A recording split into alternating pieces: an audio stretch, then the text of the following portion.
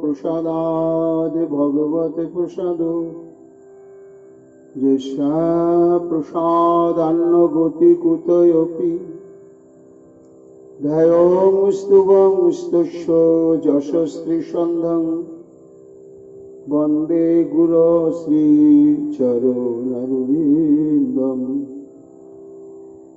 गौरकृपा घनीभूतं प्रभु श्री हरिनन्दनं मम जीवन सर्वस्व भक्त्या नौमि पुनः पुनः राधा कृपामयं वपुं श्री गुरुदिनतारकं प्रभु श्री गौरगोपालं भक्त्या नौमि पुनः पुनः अजानो लम्बित भुजो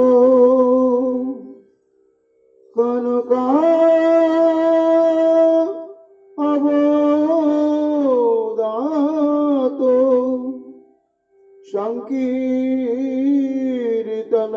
संकीर्तनैकपितरो कमलायताक्षो विश्वाम्भरो द्विजबलो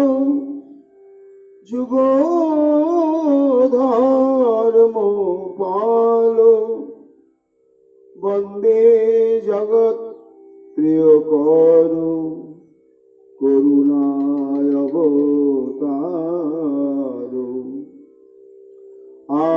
आनन्दलीलामय विग्रहाय हेमावदिव्यच्छविसुन्दराय तस्मै महाप्रेमरसप्रदाय चैतन्यचन्द्राय नमो नमस्ते निरानन्दमिदं सर्वं प्रेमानन्दस्पदे कृतं जेन तं सततं वन्दे नित्यानन्द जगद्गुरुं श्री अद्वैत नमस्तुभ्यं कलि जन कृपानिधे गौरी प्रेम प्रदानाय श्री सीतापतये नमो राधिनी स्वरूपाय गौरांग सुहृदाय च भक्त शुक्ति प्रदानाय गदाधर नमस्तुते प्रणमामि श्रीवासं तमादं पंडितं मुदा श्रीगौरांग कृपापात्रं कीर्तनानन्दमानसं गौरी प्रेम प्रदावैव सर्वत्र समदर्शिने नारायण सुताय च श्रीमन्नरहरये नमो बर्हापीडाभिरामं मृगमदतिलकं कुण्डलाक्रान्तगण्डं कञ्जाक्षं कुम्भकण्ठं स्मितसुभगमुखं सादरनस्तवेणुं श्यामं शन्तं त्रिभंगं रविकरो वसनभूषितं वैजयन्त्या वन्दे वृन्दावनस्थयुवति शतवृतं ब्रह्मगोपालवीशं नमो रविरनेत्राय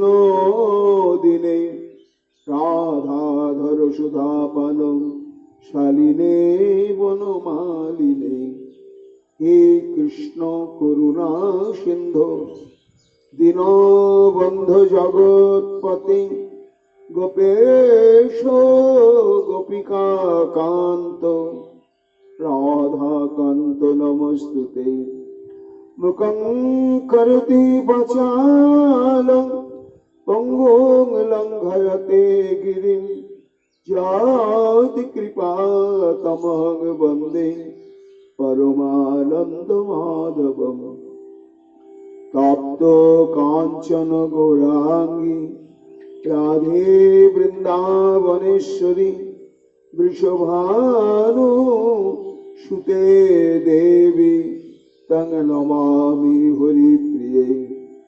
महाभाव स्वरूपातं कृष्णो प्रिया वरियसी प्रेमी भक्ति प्रदे देवी राधिका तंग नमाम्यहम् वंदे नंद ब्रज स्त्रीणां पादोरेणुमभिघ्नसो यशां घुरी कथोद्गीतं पुनाति भुवनत्रयम् आचतुर्वदन ब्रह्मा दिवाहुरपरो हुरि अभालोचनो शम्भुर् भगवान् बदरायणि जंग प्रभजन्तमनुपेतमपेतकृत्यं दैपायन विरह कातरया जुहावु पुत्रेति तन्मया तया तरवयोभिनेदुस्तं सर्वभूतहृदयमणिमान् तस्मै तमादिदेवं करुणानिधानम् तमालवर्णं सहितावतारम् अपारो संसार समुद्र सेतुं भजामहे श्रीभागवत स्वरूपम् वंशाकल्पतरुभ्यश्च कृपा सिन्धुभ्येव च पतितानां पावनेभ्यो वैष्णवेभ्यो नमो नमो जय रूप सनातन भट्ट रघुनाथ श्रीजीव गोपाल भट्ट दासे रघुनाथ भक्ति भरे बंदी छय गोसाइर चरण जहा हইতে विघ्न नाश अभीष्ट पूरण जय गौर भक्तवृंद गौर जाদের प्राण सबे मिले देह मोरे निताय गौर भक्तिदान निताय गौर हरि बोल निताय गौर हरि बोल निताय गौर हरि बोल जय जय निताय गौर हरि हरि बोल ओ बोलो बोलो ना सोई ना बोलिबी मोरे ओ बोलो बोलो ना सोई ना बोलिबी मोरे আমি গৌরাঙ্গ চাঁদেরে ছাড়িতে নারিব আমারও পরানো গেলে আমারও পরানো গেলে বলি আমি গো ছাড়িতে নারী হাসিতে হাসিতে প্রাণ তেজিতে পারি কিন্তু প্রাণের গৌর আমি ছাড়িতে নারি আমারও পরানো গেলে দণ্ডে দশবার না দেখিলে মরি কি আরো বলিবি তোরা আমি দণ্ডে 10-12 না দেখিলে মরি কি আরো বলিবি তোরা আমার ধর্ম কর্ম কুলে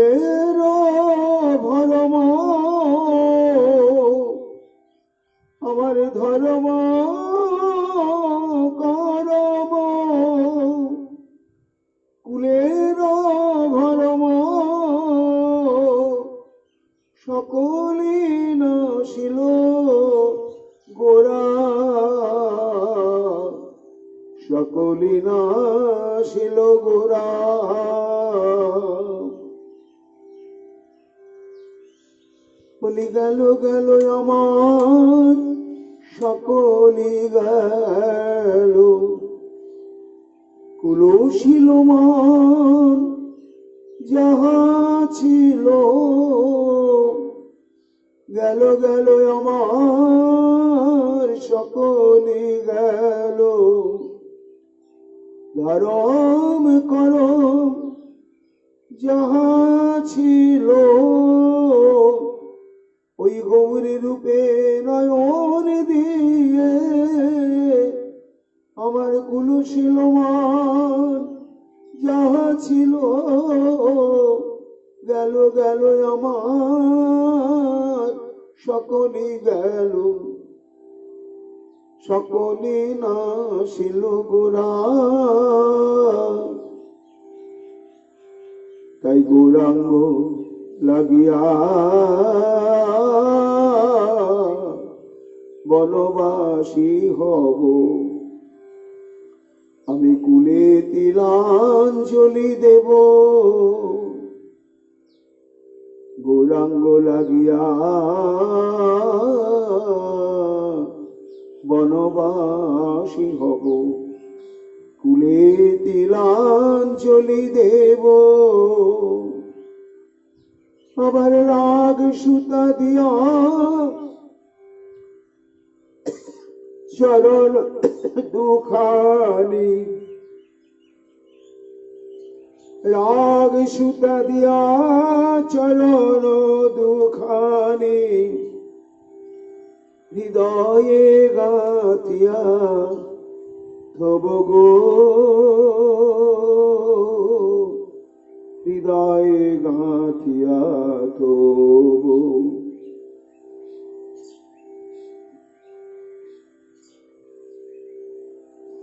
যে মনে করি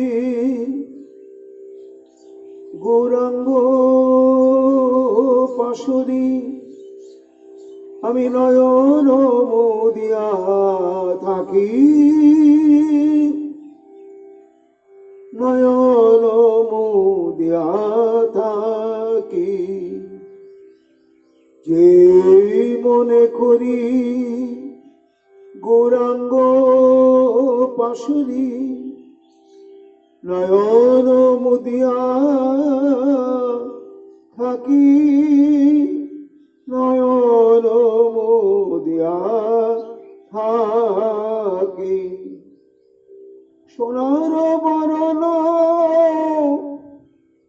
পুরুষ রতন, সোনার বরণ পুরুষ রতন, ইয়ার মাঝারে দেখি আমার আধার হিয়া আলো করে। সোনার গৌর দাঁড়ায়ে আছে, আমার আধার হিয়া আলো করে। ইয়ারো মাঝারে দেখি, তেই বলি গোরা না যায় পাশরা, কি জানি কি বাসে হয় সজনিতে বলি গোরা না যায় পাশরা, কি জানে কি বাসে হয়। আবার আকাশ পাতাল চাহিয়া দেখিতে, আকাশ পাতাল চাহিয়া দেখিতে, সকলি গৌরাঙ্গ ময়, সকলে গৌরাঙ্গ, সকলে গৌরাঙ্গ। বামেতে দক্ষিণে সম্মুখে পশ্চিমে, সজনী বামেতে দক্ষিণে সম্মুখে পশ্চিমে, জলের ভিতর গোরা,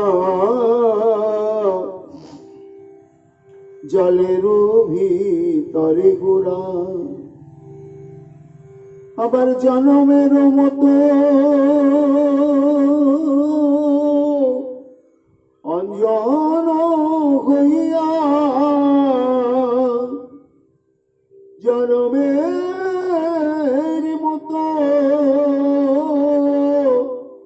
অঞ্জন হইয়া, লাগিয়া রহল পারা, লাগিয়া রহল পারা। বলি ধুইলেও যায় না সজনী, সেই গোরা রূপে উজ্জ্বল কাজল, ধুইলেও যায় না গো, লাগিয়া রহল পারা। আবার যখনও দেখিবি তোরাও ভুলিবি, আমার মতন হবি। যখন দেখিবি তোরাও ভুলিবি, আমার মতন হবি। আবার কাঁদিয়া কাঁদিয়া বাউলিনী হইয়া, কাঁদিয়া কাঁদিয়া হা গৌর প্রাণ গৌর বলে, কাঁদিয়া কাঁদিয়া বাউলিনী হইয়া, যাচিয়া যৌবন দেবী গো, যাচিয়া যৌবন দেবী। পরাণ সহিতে টানাটানি হবে, গরলে ভরিবে দেহা। পরাণ সহিতে টানাটানি হবে, গরলে ভরিবে দেহা। কিবা কহে নরহরি তখনই জানিবি, কহে নরহরি তখনই জানিবি, নবীন গৌরাঙ্গ লেহা, নবীন গৌরাঙ্গ লেহা। কহে নরহরি তখনই জানিবি, নবীন গৌরাঙ্গ লেহা। জয় মহাপ্রভু সচিরন্দন নরহরি প্রাণ। এই মতে শ্রী গৌর সুন্দর ধীরে ধীরে কত দিনে আইলেন পদ্মাবতী তীরে। কলিযুগ পাবন অবতার প্রেম পুরুষোত্তম ভগবান শ্রী চৈতন্য মহাপ্রভু অশেষ কৃপা ভাজন মহর্ষি কৃষ্ণ দ্বৈপায়ন বেদব্যাস অবতার পরম পূজ্যপাদ শ্রীমদ বৃন্দাবন দাস ঠাকুর তাঁর শ্রী চৈতন্য ভাগবতের আদি খণ্ডে দশম অধ্যায়ে মহাপ্রভু বঙ্গদেশে শুভযাত্রা করলেন এবং সেখানে কি অদ্ভুত অদ্ভুত লীলা বিস্তার করলেন সেই প্রসঙ্গেই বলছেন, প্রভু আমার পতি পাবন, তাই দৃষ্ট স্পৃষ্ট সংস্মৃত কৃত বা সেই বিশাল পূর্বাঞ্চল যা পাণ্ডববর্জিত দেশ বলে ঘোষিত, তাদের কথা মনে পড়ল মহাপ্রভু। দ্বিতীয় হচ্ছে তার পূর্বপুরুষের অবস্থান ভূমি হচ্ছে পূর্ববঙ্গ।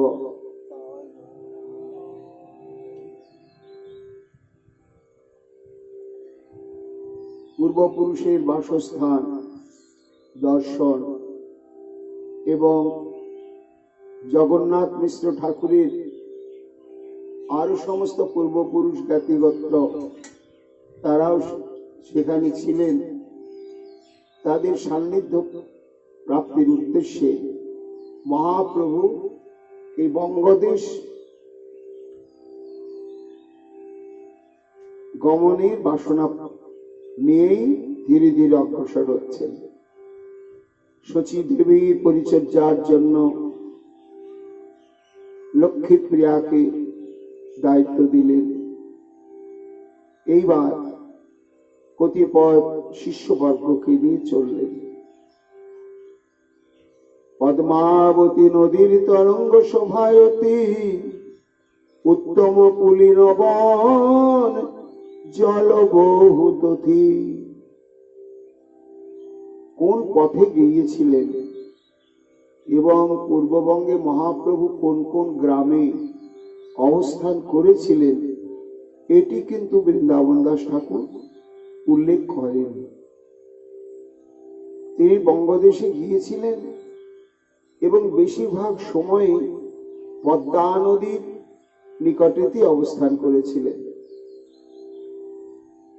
চৈতন্য ভাগবতের বর্ণনাতে আমরা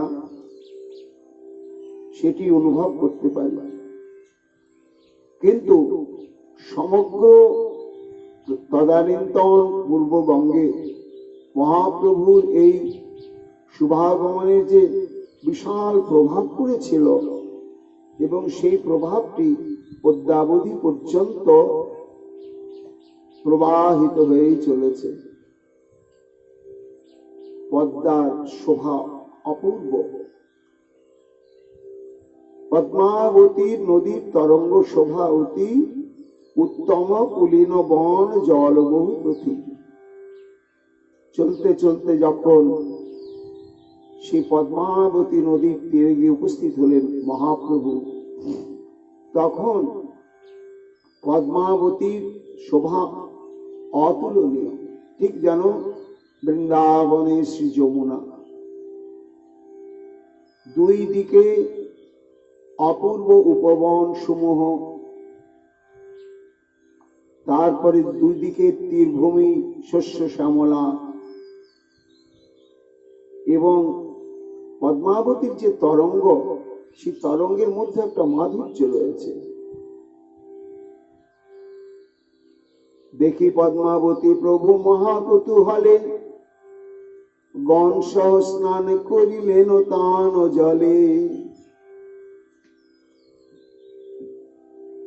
পদ্মার এই মাধুর্য দর্শন করে আর স্বচ্ছ নির্মল জলরাশি দর্শন করে মহাপ্রভু আর স্থির থাকতে পারলেন না। গণ সহ স্নান করিলেন তান জলে, নিজেও স্নান করলেন, সমস্ত সঙ্গীদের তাদেরকে স্নান করালেন। ভাগ্যবতী পদ্মাবতী সেই দিন হইতে যোগ্য হইলা সর্বলোক পবিত্র করিতে, পবিত্র করিতে। বৃন্দাবন দাস ঠাকুর বলছেন, গঙ্গার যে বৈশিষ্ট্য, পতিত পাবনী যে মহান গুণ বা মহিমা, ঠিক সেই মহিমা সঞ্চারিত করলেন মহাপ্রভু পদ্মাতে স্নান করে। সেই মহিমাটি সঞ্চারিত করলেন। মহাপ্রভুর স্পর্শ পেয়ে পদ্মা হয়ে গেল পুণ্য সলীলা পতিত পাবনী। মহাপ্রভু দেখলেন গঙ্গা যেদিক দিয়ে প্রবাহিত হয়ে গিয়েছে, সেই দিকে বৃক্ষ লতা গুল্ম, পশু পাখি কীট পতঙ্গ আর সূচি অসুচি যে কোনো ধরনেরই মানব জাতি হোক না কেন, তারা জানুক বা না বুঝুক, ভজন করুক না করুক, গঙ্গার সান্নিধ্যে যারা অবস্থান করছেন তারা দেহান্তে সব বৈকুণ্ঠে চলে যাবে, যাবেন। এটি শাস্ত্রে বলা হয়েছে যে গঙ্গার বাতাস যতদূর পর্যন্ত বিস্তৃত হয়ে যায় ততদূর সীমানার মধ্যে স্থাবর জঙ্গম কীট পতঙ্গ সব উদ্ধার হয়ে যায়। কিন্তু একই স্রোতধারা দুই ভাগ হয়ে গেল, একটি পদ্মাবতী আর এদিকে পতিত পাবনী গঙ্গা। একই জল পদ্মার দিকে যখন চলে যাচ্ছে তখন আর সেই পাবনী শক্তি নেই। মহাপ্রভু দেখলেন তা হবে কেন, তাই তিনি স্নান করে তাতে সেই পাবনী শক্তি সঞ্চারিত করে দিলেন। পদ্মাবতী নদী অতি দেখিতে সুন্দর, তরঙ্গ পুলিন স্রোতে অতি মনোহর। পদ্মাবতী দেখি প্রভু পরম হরিষে, সেইখানে রহিলেন তান ভাগ্য বসে। সেই জায়গাতে কোনো নিশ্চয় বৈষ্ণব গৃহস্থ ছিলেন, তার আশ্রয়ে মহাপ্রভু কিছুদিন এই পদ্মাতে স্নান করবার আশা নিয়ে, আর এই পদ্মার যে পবিত্র বায়ু, তার তীরে তীরে যে অদ্ভুত প্রাকৃতিক শোভা উপবন, এই উপভোগ করবার জন্যই কিছুদিন মহাপ্রভু সেখানে থাকলেন। যেন ক্রিয়া করিলেন জাহ্নবীর জলে, শিষ্যগণ সহিতে পরম কুতূহলে। সেই ভাগ্য এবে পাইলেন পদ্মাবতী, প্রতিদিন প্রভু জল ক্রীড়া করে তথি। পদ্মাবতীর সঙ্গে যেন মহাপ্রভুর একটা নিবিড় গাঢ় সম্পর্কই হয়ে গেল। গঙ্গাতে যেমন জলবিহার করতেন, আমরা বাল্যলীলাতে সেটা শ্রবণ করেছি। পদ্মা একমাত্র বঞ্চিত ছিল একই স্রোতধারা হওয়ার সত্ত্বেও। আজকে পদ্মাবতীর সেই মনোবাসনা পূরণ করলেন আমার গৌর সুন্দর। বঙ্গদেশে মহাপ্রভু হইলা প্রবেশ, পদ্মাপিও সেই ভাগ্যে ধন্য বঙ্গদেশ। এতদিন পাণ্ডব বর্জিত দেশ বলে একটা অপবাদ ছিল, কিন্তু মহাপ্রভু পরিভ্রমণ করে সেই কলঙ্ককে দূর করে দিলেন। পদ্মাবতী তীরে রহিলেন গৌরচন্দ্র, শুনি সর্বলোক বড় হইলেন আনন্দ। নিমাই পণ্ডিত অধ্যাপক শিরোমণি, আসিয়া আছেন সর্বদিকে হইল ধ্বনি। সূর্য উদয় হলে যেমন গোপন থাকে না, সপ্রকাশ মহাপ্রভু যে আগমন করেছেন বঙ্গদেশে একেবারে ছড়িয়ে গেল চারিদিকে। অথচ তখন তো কোনো দূরভাষ, কোনো ফোনও ছিল না, মোবাইলও ছিল না, কিন্তু সমগ্র বঙ্গদেশ জানাজানি হতে দেরি লাগলো না। চারিদিকে সংবাদ ছড়িয়ে গেল, কি হলো কি হলো, আরে নবদ্বীপ থেকে নিমাই পণ্ডিত আমাদের এই বঙ্গদেশে পদার্পণ করেছেন। কোথায় অবস্থান করছেন সব ঠিকানা সংগ্রহ করে করে সবাই সেইখানে উপস্থিত হওয়ার জন্য ব্যস্ত হয়ে উঠলেন। ভাগ্যবন্ত যতই আছে সকল ব্রাহ্মণ উপায়ন হস্তে আইলেন সেই ক্ষণ। সবে আসি বলে প্রভুরে করিয়া নমস্কার, বলিতে লাগিলা করি অতি পরিহার।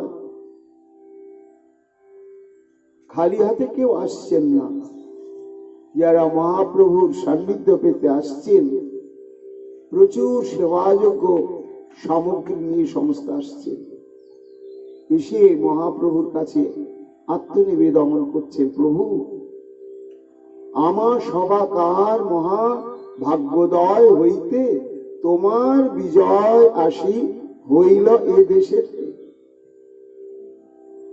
কত সুকৃতি আমাদের, কত সৌভাগ্য প্রভু।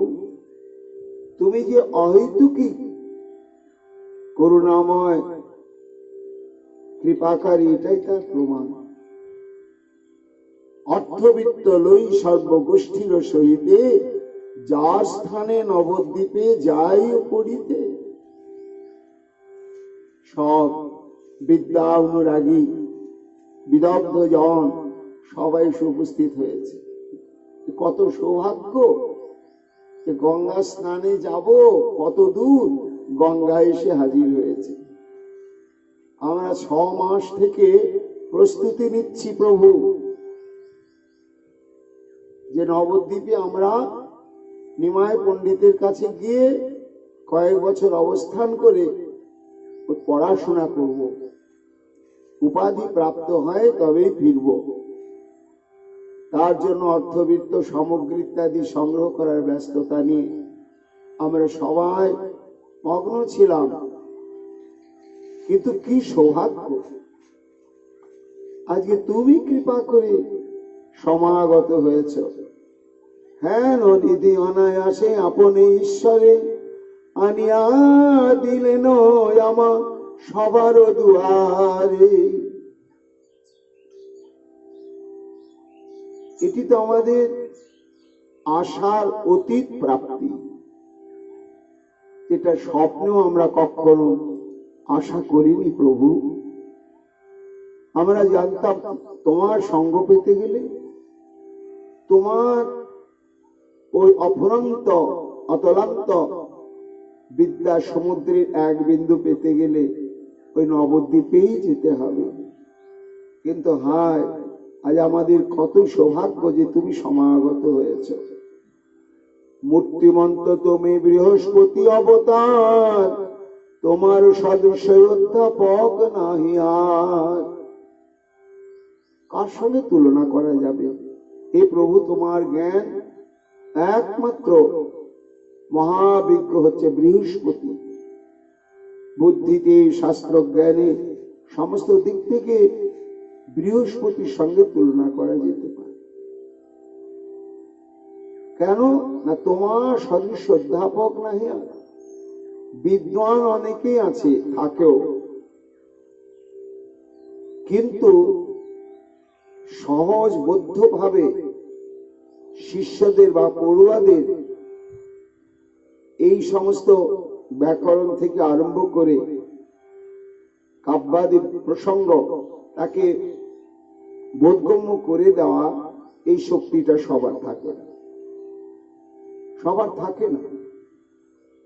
এটি মহাপ্রভুর ছিল, যার জন্য মহাপ্রভুর কাছে সবাই পড়াশোনা করার জন্য সব অপেক্ষা করে থাকত। বৃহস্পতির দৃষ্টান্ত তোমার যোগ্য নহে, ঈশ্বরের অংশ তুমি হেন মনে লয়। বৃন্দাবন দাস বলছেন যে তাদের অন্তরে কি জাগছে, না, আমরা বিচার করে দেখলাম বৃহস্পতি তো বৃহস্পতি, সে তো দেবতা, তার মধ্যে ঈশ্বর সত্তার কোন অস্তিত্ব তো নেই। কিন্তু হে প্রভু, তোমার সঙ্গে বৃহস্পতির তুলনা করা যাবে না। কেন যাবে না? ঈশ্বরের অংশ তুমি হেন মনে লয়। আমাদের নিশ্চিত অনুভব হচ্ছে যে তুমি ঈশ্বরের অংশ স্বরূপ। বৃন্দাবন দাস বলছেন মনে মনে যে ওরা তখনও তো অনুভব করতে পারেননি যে অংশ নয়, উনি সাক্ষাৎ স্বয়ং, ওরই অংশ সমস্ত কিছু ঈশ্বরতত্ত্ব যত রয়েছে। অন্যথা ঈশ্বর বিনে এমন পাণ্ডিত্য অন্যের না হয় কভু লয় চিত্তবৃত্ত। পড়াশোনা করে মেধা স্মৃতির দ্বারা পাণ্ডিত্য অর্জন করা যায়, কিন্তু তারও একটা সীমা থাকে। আর হে প্রভু, তোমার যে পাণ্ডিত্য দশম অনন্তগাত, বিশ্বের বুকে হেনজন নেই যে নিমাই পণ্ডিতের পাণ্ডিত্যের সীমানা খুঁজে পায়। তা এর কারণটা কি? এর কারণই হচ্ছে যে অদ্বয় জ্ঞান তত্ত্ব হচ্ছেন স্বয়ং ভগবান পূর্ণ ব্রহ্ম সনাতন শ্রী গোবিন্দ, তারই অংশ। না হলে এই জ্ঞান আসে না। সবে এক নিবেদন করিয়ে তোমারে, বিদ্যা দান করো কিছুই আমার সবাকারে। কৃপা করে যখন প্রভু অযাচিত ভাবে শুভ পদার্পণ করেছে দয়াল, তাহলে আমাদের আর নবদ্বীপে যেতে হচ্ছে না। আমরা যে উদ্দেশ্য সাধনের জন্য নবদ্বীপে যেতাম, আজকে এই নবদ্বীপে যেন আমাদের কাছে এসে উপস্থিত হয়েছেন। এইবার আমাদের উপাধি পর্যন্ত যাতে আমরা পড়াশোনা লাভ করতে পারি তার ব্যবস্থা করো তুমি প্রভু। শোনো, উদ্দেশ্যে তো আমরা সবে তোমার টিপ্পনী লই পড়ি পড়ায় শোনহতি জমনি। টিপ্পনী মানে হচ্ছে নোট বা ব্যাখ্যা। মহাপ্রভু যে পড়াতেন নবদ্বীপে, তাতে যে সমস্ত নোট দিতেন সেগুলো ওই কপি হতে হতে হতে হতে হতে হতে ছড়িয়ে গিয়েছিল সারা দেশে, একেবারে পূর্ববঙ্গে গিয়েও পৌঁছেছিল। আজ তারা স্বীকার করছে মহাপ্রভুকে সাক্ষাৎ দেখে যে পরম্পরা ক্রমে আমাদের কাছে প্রভু তোমার এই সমস্ত টিপ্পনী নোট, আর এগুলো আমাদের একমাত্র অবলম্বন। এগুলো আমরা নিজেরা অনুশীলন করি এবং বিদ্যার্থীদের অনুশীলন করাই। আজকে তুমি সাক্ষাৎ এসে গিয়েছ, সাক্ষাতেও শিষ্য করো আমার সভাকারে, থাকুক তোমারও কীর্তি সকল সংসারে। আমরা তো ছিলাম পরোক্ষ শিষ্য, তোমাকে দর্শন করিনি, কৃপা আশীর্বাদ সরাসরি পাইনি। ওই নকল হতে হতে হতে হাতে লিখে লিখে লিখে তোমার যে টিপ্পনী সমূহ সেগুলোই আমাদের কাছে পৌঁছেছিল।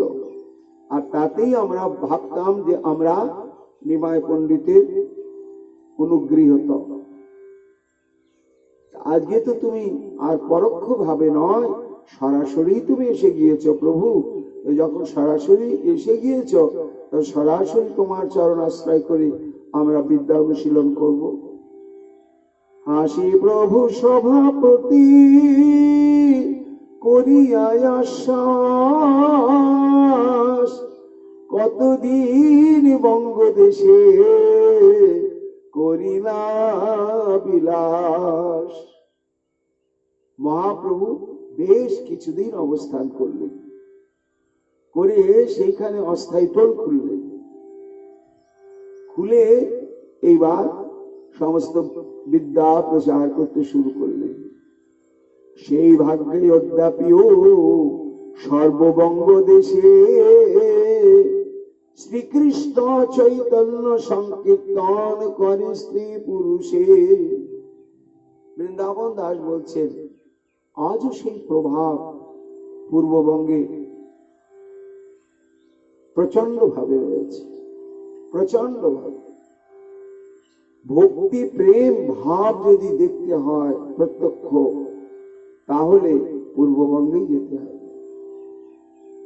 এই বঙ্গের মানুষ তত্ত্বজ্ঞান, কিন্তু ভাবের জগতে ডুবে না। আর সেখানকার ভাব যেন মহাপ্রভু ওখানকার প্রকৃতির মধ্যে সঞ্চার করে দিয়ে এসেছে। আকাশে বাতাসে প্রকৃতির বুকে যেন ভাবটা ভেসে চলছে। আমার মনে পড়ে, বেশ 5-6 বছর হয়ে গেল বোধ হয়, পূর্ববঙ্গে গিয়েছিলাম 10 দিনের প্রোগ্রামের জন্য মোহনগঞ্জ। তা বিশাল মুসলমান অধ্যুষিত এলাকা, তার মাঝে এই 150-200 ঘর হিন্দু থাকে। অদ্ভুত আমি লক্ষ্য করতাম, আজও ভুলিনি, ওই ভাগবত পাঠের আগে এবং পরে ওরা এসে কীর্তন করতে।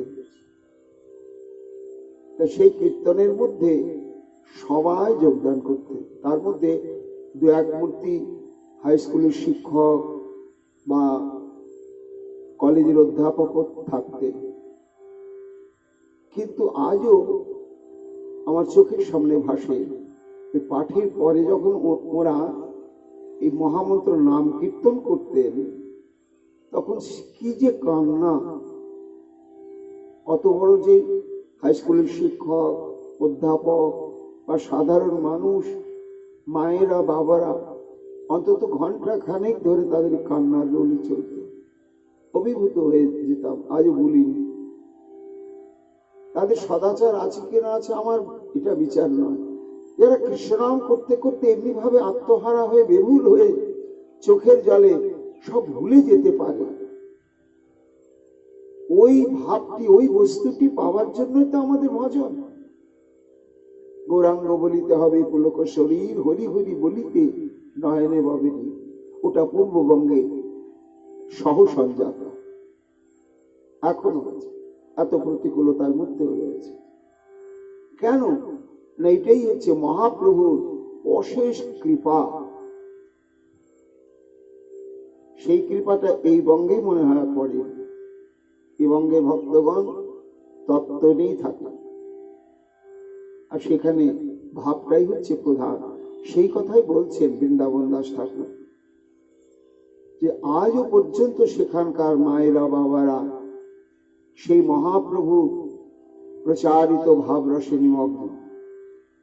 তার প্রভাবটা অনুভব করা যায়। মধ্যে মধ্যে মাত্র কত পাপীগণ গিয়া লোক নষ্ট করে আপনারে লইয়া, উদর ভরণ লাগি পাপিষ্ঠ সকলে, রঘুনাথ করি আপনার কেহ বলে। কলিযুক্ত মহাপ্রভু স্বয়ং অবতীর্ণ হয়েছে, আবার তখনও কিরকম কলির প্রভাব বৃন্দাবন দাস ঠাকুর বলছে। এরই মধ্যে পূর্ববঙ্গে 2-4 মূর্তি সব ভগবান সৃষ্টি হয়ে গেছে। তারা কেউ নিজেকে বলে আমি রঘুনাথ রামচন্দ্র, পুজো পাঠ নেয়, নিজের নাম কীর্তন করায়, ভগবান সেজে বসে রয়েছে। সেই কথাই বলছে যে মধ্যে মধ্যে মাত্র কত পাপীগণ গিয়া নষ্ট করে লোক আপনারে লইয়া। এই অনুমান নয়, বর্তমানে দেখো আমি রামচন্দ্র। উদর ভরণ লাগি পাপিষ্ঠ সকলে, রঘুনাথ করি আপনারে কেহ বলে। বৃন্দাবন দাস ঠাকুর বলছেন এই অবস্থাটা ও সেই যুগ থেকে চলে আসছে, দাপর যুগ থেকেই চলে আসছে। সাক্ষাৎ শ্রীকৃষ্ণ ভাবা যায়, দ্বারকায় অবস্থান করছেন, আর একদিন সমস্ত সেই সুধর্ম সভাতে বসে রয়েছেন শ্রীকৃষ্ণ, রয়েছেন উগ্রসেন মূল সিংহাসনে বসে আছেন, পাশে বাঁ দিকে সিংহাসনে বসে আছেন শ্রীকৃষ্ণ, আর সবাই সমস্ত বিদগ্ধ যাদবগণ সবাই উপস্থিত। একজন পত্রবাহী দূত চিঠি নিয়ে এসে হাজির। জয় হোক দ্বারকাধীশের মহারাজ, একটি পত্র রয়েছে। দূতস্তু দ্বারকামিত্য সভামস্থিতং প্রভুম কৃষ্ণং কমলপত্রাক্ষং রাজ সন্দেশমব্রবী। বারবার দণ্ডবোধ করে দূত গোবিন্দের কাছে গিয়ে মাধুর্য দেখে তো অভিভূত,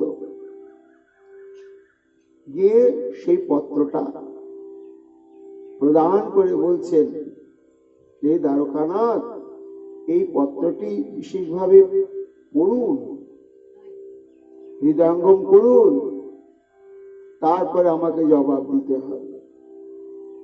তো পত্রটা কি ছিল না, তখন ভারতবর্ষে সব ছোট ছোট ছোট ছোট মাঝারি বড় সব ধরনের সব স্বাধীন স্বাধীন রাজ্য ছিল। তা করুষ দেশ বলে একটা রাজ্য, সেই রাজ্যের অধিপতি হচ্ছে পৌণ্ড্রক। তা পৌণ্ড্রকের চেহারাটা অবিকল কৃষ্ণের মতোই দেখতে, অনেকটা সাদৃশ্যতা, লোকের মতো লোক থাকে। এখন মন্ত্রীবর্গ, তিনি প্রাথমিক অবস্থায় খুব প্রজাবৎসল ছিলেন এবং খুব সুন্দর ব্যবহার প্রকাশ করতেন। তার জন্য তাকে স্তুতি করে অনেকেই বলতেন, আহা হা মহারাজ, আপনি তো সাক্ষাৎ দ্বারকাধীশ কৃষ্ণ বাসুদেব, আপনি তো বাসুদেব, এই আপনি বাসুদেব, আপনি বাসুদেব বলতে বলতে বেটা বাসুদেবী হয়ে গেল। নিজেকে তখন ভাবলে আমি কাল অবতীর্ণ হয়েছি ধরার ভার হরণ করবার জন্য, শাস্ত্রে যেটা লেখা রয়েছে, কিন্তু দ্বারকায় তাহলে কে? ও বেটা তো ধাঁধা করছে, না না, ও ধাঁধা মেনে নেওয়া যাবে না। তাই সেই কুরুষ দেশাধিপতি পৌণ্ড্রক ওই দূতকে পাঠিয়েছে কৃষ্ণের কাছে, নিজেকে সাক্ষাৎ বাসুদেব বলে পূজা নিতে শুরু করলো এবং সেইভাবে আচরণ করতে শুরু করলো। পত্রে কি লেখা ছিল? বাসুদেব অবতীর্ণ অহমেক এব ন চাপর ভূতানাম অনুকম্পার্থং তং তু মিথ্যাবিধাং ত্যজ।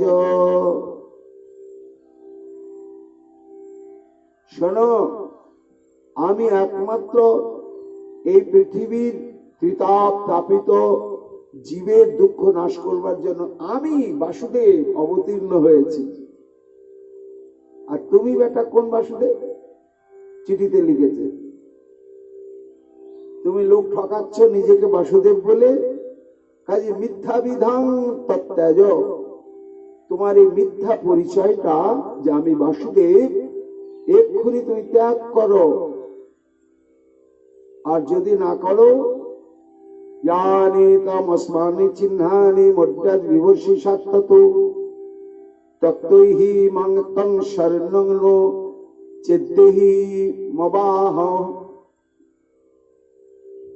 আর এই যে সমস্ত চিহ্ন ধারণ করে, শঙ্খ চক্র গদা পদ্ম, বক্ষে কৌস্তুভ মণি স্বর্ণরেখা, আবার চূড়ার এক পাশে একটু ময়ূর পাখাও রয়েছে, এই সব ঢং ছাড়ো তাড়াতাড়ি,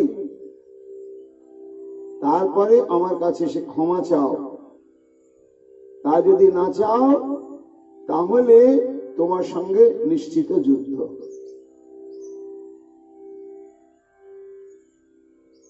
শ্রীকৃষ্ণ তো এমন হো হো করে হেসে উঠলেন। তারপরে কি হলো? তাই কি হয়, স্বয়ং ভগবান আর ওই সাজা ভগবান শেষে শ্রীকৃষ্ণের হাতেই নিহত হতেই হল। এই জন্য সাক্ষাৎ শ্রীকৃষ্ণ যখন অবতীর্ণ, তখন যদি নকল কৃষ্ণ সমাজে চালু হয়ে যায়, মহাপ্রভুর আমলে যে হবে না এমন বিচিত্র নাই। এই জন্য পূর্ববঙ্গেও মহাপ্রভু যখন গমন করেছিলেন, সেই সমসাময়িক কালেও বেশ কিছু এই ধরনের মানুষ নিজেকে ঈশ্বরতত্ত্ব বলে পরিচয় দিতেন। কোন পাপী সব ছাড়ি কৃষ্ণ সংকীর্তন, আপনারে গাওয়ায় কত ভূতগণ। দেখিতেছি দিনে তিন অবস্থা যাহার, কোন লাজে আপনারে গাওয়ায় সে ছাড়। বৃন্দাবন দাস ঠাকুর বলছেন যে নির্লজ্জ সব, যারা ক্ষুধা পিপাসা মান অপমান আদি ব্যাধির দাসানুদাস হয়ে রয়েছে, তারা কি করে নিজেকে ভগবৎ স্বরূপ বলে পরিচয় দেয়। রাড়ে এক মহাব্রহ্ম দত্ত আছে, অন্তরে রাক্ষস বিপ্রকাশ মাত্র কাছে। সেই পাপিষ্ঠ আপনারে বলায় গোপাল, অতএব তার হিসাবে বলেন শিয়াল। এই যে কয়েক মূর্তি এইরকম নিজেকে ভগবান বলে প্রচার করেন, সেই কথাই বলছেন এখানে। শ্রী চৈতন্য চন্দ্রবিনে অন্যের ঈশ্বর, যে অধম বলে সেই ছাড় সত্যতর। কেন না, ঈশ্বর কাউকে বলতে গেলে তার কতগুলো লক্ষণ রয়েছে। তো দুই রকম লক্ষণ, একটা হচ্ছে তটস্থ লক্ষণ আর একটা হচ্ছে স্বরূপ লক্ষণ। স্বরূপ লক্ষণ কি না, ভগবান যিনি হবেন তার মধ্যে কতগুলো চিহ্ন থাকবে, হাতে পায়ে, তার শরীরটা হবে আজানুলম্বিত বাহু বিশিষ্ট, অনেক লক্ষণ আছে, এগুলো হচ্ছে স্বরূপ লক্ষণ। আর তটস্থ লক্ষণ, ভগবান অবতীর্ণ হলে তিনি যে ভগবান তার ক্রিয়াকলাপে সেটা ধরা পড়ে।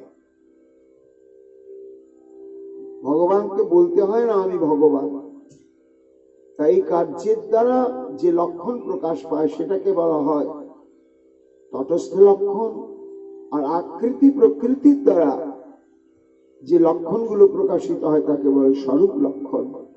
তো সেগুলো তো নেই, কিন্তু আমার মহাপ্রভুর মধ্যেই রয়েছে। তিনি হচ্ছেন পূর্ণ ব্রহ্ম সনাতন সাক্ষাৎ ঈশ্বর। তাই যে অধম বলে সেই ছাড় সত্যতর। দুই বাহু তুলি এই বলি সত্য করি, অনন্ত ব্রহ্মাণ্ডনাথ শ্রী চৈতন্য হরি। ওই মহাপ্রভুর সঙ্গে দেখা করতে এসছেন যে সমস্ত পূর্ববঙ্গীয় ভক্তগণ, তারাই সব কথা বলছে। যার নাম স্মরণে সর্ববন্ধ ক্ষয়, যার দাস স্মরণেও সর্বতে বিজয়। সকল ভুবনে দেখো যার যশ গায়, বিপদ ছাড়িয়া ভজ হেন প্রভুর পায়।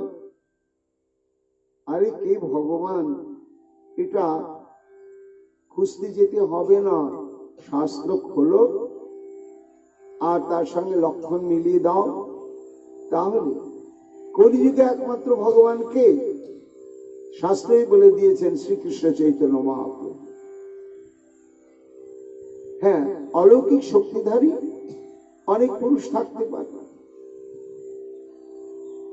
কিন্তু তাকে ভগবান বলে সিংহাসনে বসানো যাবে না। সর্বারাধ্য শিরোমণি এই কলিযুগে আমার শ্রী চৈতন্য মহাপ্রভু, যার জন্য এই মহাপ্রভুর যতগুলো নাম হেলয়া শ্রদ্ধা যেমন ভাবে হোক উচ্চারণ করলেই এই কলিযুগে জীবের পরাগতি পরামুক্তি লাভ হবেই হবে। শুধু তাই নয়, এ তো মহাপ্রভুর তো এইরকম শক্তি। আবার মহাপ্রভুর চরণে যারা আত্মসমর্পিত প্রাণ, এই ধরনের যে সমস্ত বৈষ্ণব, তাদের মহিমা কীর্তন করতে গিয়ে মহাজন কি বললেন? ব্রহ্মাণ্ড তারিতে শক্তি, ধরে জনে জনে এ বেদ পুরাণে গুণ গায় যে বাসনে। সেই ভগবানের চরণে আত্মসমর্পিত চিত্ত, তাদের কত বড় শক্তি, ব্রহ্মাণ্ড তারিতে শক্তি ধরে জনে। তারা কে ভগবান সাজে না, নিজেকে কখনো ভগবান বলে ঘোষণা করে না। ওই ভগবানের দাসানুদাস থেকেই তারা ব্রহ্মাণ্ডকে উদ্ধার করতে মহাশক্তি ধরে। এই মহাপ্রভুকে ত্যাগ করে কোন মূর্খ আবার আর একটা ভগবানের আরাধনা করতে যাবে? হেন মতে শ্রী বৈকুণ্ঠনাথ গৌরচন্দ্র বিদ্যারসে করে প্রভু বঙ্গদেশে রঙ্গ। মহাবিদ্যা গোষ্ঠী প্রভু করিলেন বঙ্গে। পদ্মাবতী দেখি প্রভু ভুলিলেন রঙ্গ। সেখানে মহাপ্রভু অনেক অনুগামী গড়ে উঠল, সহস্র সহস্র শিষ্য হইল তথা। হেন নাহি জানি কে পড়য়ে কোন ঠাই। অদ্ভুত ব্যাপার, মহাপ্রভুর সান্নিধ্যে পড়াশোনার এই একটি অলৌকিক বৈশিষ্ট্য। যে বিষয় উপাধি পর্যন্ত পড়াশোনা করতে কমপক্ষে 3 বছর সময় লাগে, আর মহাপ্রভুর চরণাশ্রয়ে সেটি অধ্যয়ন করতে শুরু করলে মহাপ্রভুর অশেষ কৃপাগুণে আর 3 বছর নয়, 3 মাসেই সে পরিপূর্ণভাবে সেই জ্ঞান অর্জন করতে পারে। এটি ছিল মহাপ্রভুর একটি অলৌকিক বৈশিষ্ট্য, যার জন্য অতি অল্প কালের মধ্যেই সমগ্র পূর্ববঙ্গে বিশাল পণ্ডিত গোষ্ঠী তৈরি হয়ে যেতে শুরু করলো। শুনি সব বঙ্গদেশে আইসেন ধাইয়া, নিমায় পণ্ডিত স্থানে পরিবাও গিয়া। হেন কৃপা দৃষ্টি প্রভু করেন ব্যাখ্যান, 2 মাসে সবে হইলা বিদ্যাবান। হবে না কেন? সাক্ষাৎ তিনি অদ্বয় জ্ঞান তত্ত্ব ব্রজে ব্রজেন্দ্র নন্দন। আর বিদ্যা কি অধ্যয়নের দ্বারাই লাভ হয়? না, অধ্যয়ন হচ্ছে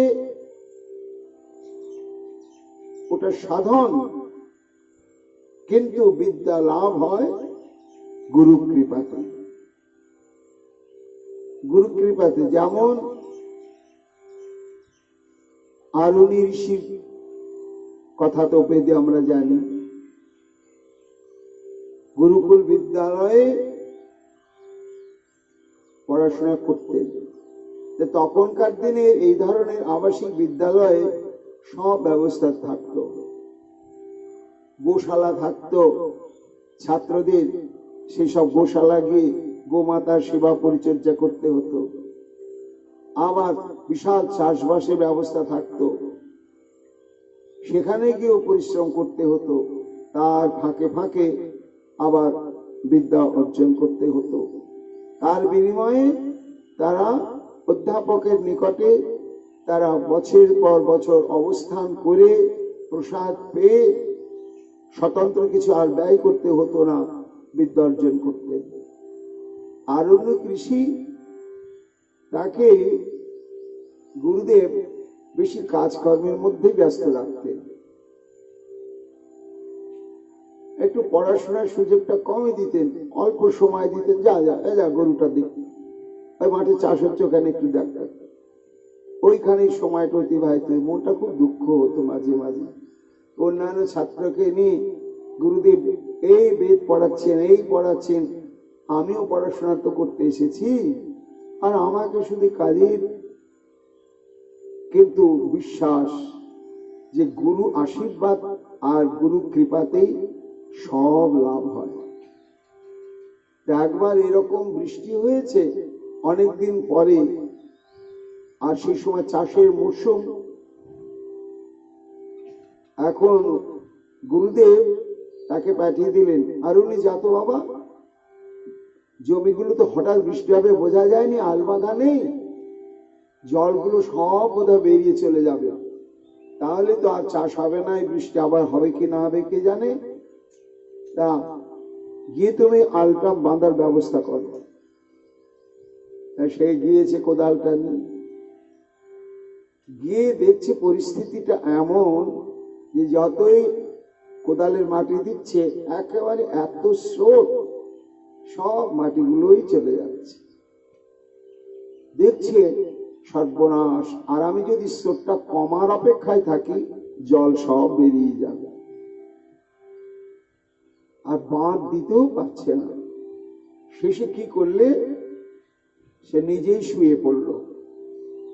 যখন শুয়ে পড়ল তখন জলটা বন্ধ হয়ে গেল, শুয়েই থাকল।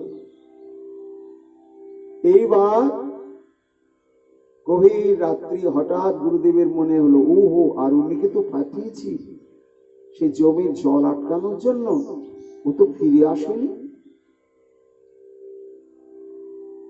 তখন নিজেই বেরিয়ে পড়লেন অনুসন্ধান করতে করতে। গিয়ে দেখতে পাচ্ছেন না, সেই জমির ধারে গিয়ে ডাকছেন, আর উনি। তখন ওই অবস্থায় ঠক ঠক করে কাঁপছি, দীর্ঘক্ষণ জলের মধ্যে থেকে ঠান্ডায় শরীরটা একবার সিক্ত অবস্থা। এই যে প্রভু এইখানে, কোথায় তুমি? গিয়ে দেখছে এই পরিস্থিতি। এইভাবে তুমি? উপায় ছিল না গুরুদেব, আমি যতই মাটি দিচ্ছিলাম সব নিয়ে চলে যাচ্ছিল জল। দেখলাম স্রোত কমার অপেক্ষায় থাকলে জল বেরিয়ে যাবে, আমি নিজেই নিজের শরীরটা বাঁধ তৈরি করে পড়ে রয়েছে। তখন গুরুদেব দুহাত দিয়ে ধরে তুলে বুকে জড়িয়ে ধরলেন। তারপরে ঘরে নিয়ে এসে মাথায় হাত দিয়ে বলেন, আজ থেকে তোমার অন্তরে ব্রহ্মবিদ্যা স্ফূর্তি প্রাপ্ত হোক। তারপরে সে বিশাল বিদগ্ধ হয়ে গেল। এই জন্য মহাপ্রভু যে 10 বছরে যে বিদ্যা, সেটি তো তিনি সাক্ষাৎ ভগবানে তো আছেন, কৃপা শক্তিতে ওই 10 দিনের মধ্যে তার অন্তরে সেটি সঞ্চারিত করে দিচ্ছেন, যাতে উপাধি প্রাপ্ত হতে কারো দীর্ঘ দিন বছর সময় লাগছে না। এই মতে বিদ্যারসে বৈকুণ্ঠের পতি, বিদ্যারসে বঙ্গদেশে করিলেন স্থিতি। হেথা নবদ্বীপে লক্ষ্মী প্রভুর বিরহে, অন্তরে দুঃখিতা দেবী কারে নাহি কহে। বৃন্দাবন দাস ঠাকুর এইবার নবদ্বীপে ফিরে এলেন। মহাপ্রভু পূর্ববঙ্গে বিদ্যা বিলাস প্রকাশ করছেন, কৃপা করছেন। আসলে এবার নবদ্বীপের সংবাদটা কি দেখি আমরা। সচিমা আর লক্ষ্মীপ্রিয়া ঠাকুরের নাই মহাপ্রভু, সব আছে, কিন্তু একজন না থাকার জন্যই যেন কিছুই নেই, বিশেষ করে লক্ষ্মীপ্রিয়ার কাছে। এই তো বিবাহ হয়েছে 1 বছর কি 2 বছর, তারপরে এত দীর্ঘদিনের এই বিরহ, এটা সইতে পারছেন না। অন্তরে দুঃখিতা দেবী কারে নাহি কহে, নিরবধি করে দেবী আয়ের সেবন। প্রভু গিয়াছেন হইতে নাহি কো ভোজন। মহাপ্রভু আদেশ দিয়েছেন, মাকে তুমি পরিচর্যা করবে লক্ষ্মীপ্রিয়া। প্রভু সে আদেশটি দিবানিশি প্রাণ দিয়ে পালন করে, কিন্তু প্রসাদ আর গ্রহণ করতে পারেন না। সাক্ষাৎ অধরামৃত থেকে বঞ্চিত, নাহিক ভোজন, নামে সে অন্ন মাত্র পরিগ্রহ করে, ঈশ্বর বিচ্ছেদে বড় দুঃখিত অন্তরে।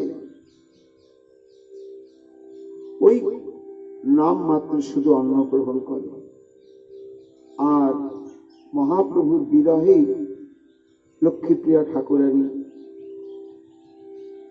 কাতর, একেশ্বর সর্বরাত্রি করেন ক্রন্দন, চিত্তে স্বাস্থ্য লক্ষ্মী না পায়েন কখন। দিনের বেলা শাশুড়ি সেবা নিয়ে, শ্রী বিগ্রহ মন্দিরের সেবা নিয়ে, অতিথি সেবা নিয়ে নিজেকে অনেকটা ভুলে থাকে। যেই রাত্রি নেমে আসে, শয়ন প্রকোষ্ঠে যখন প্রবেশ করেন, সেই শয্যাটাই রয়েছে, কিন্তু প্রভু নেই। তখন আর নিদ্রাগম হয় না। এই বিরহে কাঁদতে কাঁদতে সারা রাত্রি অতিবাহিত হয়ে যায়। ঈশ্বর বিচ্ছেদে লক্ষ্মী না পারি সহিতে, ইচ্ছা করিলেন প্রভুর সমীপে যাইতে। বৃন্দাবন দাস ঠাকুর বলছেন, সেই বিরহটা বাড়তে বাড়তে এমন পর্যায়ে পৌঁছালো, আর প্রিয়াজি লক্ষ্মীপ্রিয়া আর সহ্য করতে পারছেন না। জল বিনু মনি, জল বিনু মেনু, ফণি মনি বিনু তেজয় আপন পরাণ। প্রভু তুমি যে আমার জল, আমি মৎস্য, তো জল ছাড়া কি মৎস্য কখনো বাঁচে না? আমি তোমার কাছে চলে যাব। ইচ্ছা করিলেন প্রভুর সমীপে যাইতে। এই যথাবস্থিত দেহে নয়,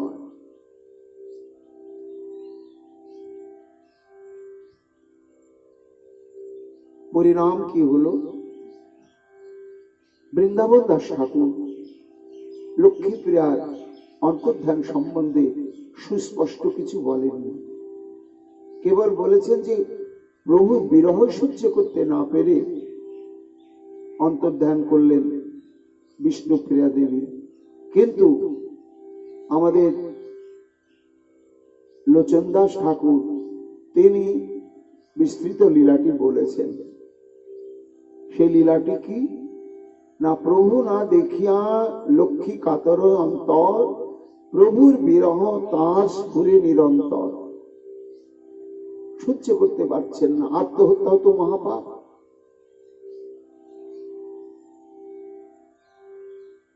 সেটাও পাচ্ছেন না। তারপরে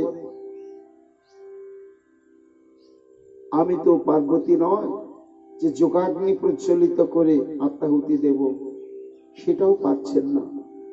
অথচ বেঁচে থাকাও তার নিকটে দুর্বিষহ হয়ে গেল। তখন বিরহে বিরহে বিরহে শুধু চোখের জল।